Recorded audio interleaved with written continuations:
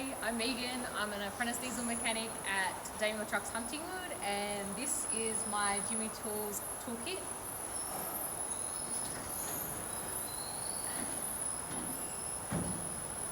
So I wanted to buy this about halfway through my first year of apprenticeship.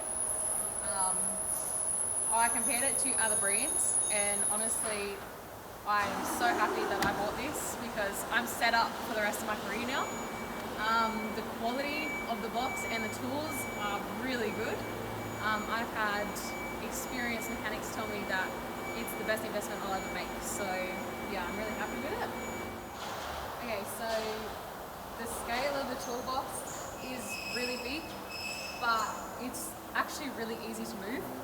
I've had people tell me that their other branded toolboxes are actually harder to move, that are half the size.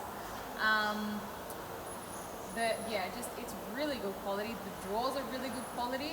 They have a really good locking mechanism. I'm just really happy with it. I've got it was just over 1,600 pieces. So I've got tools just coming out of my ears, but yeah, I'm really happy with it, and yeah, it's brilliant. I love it.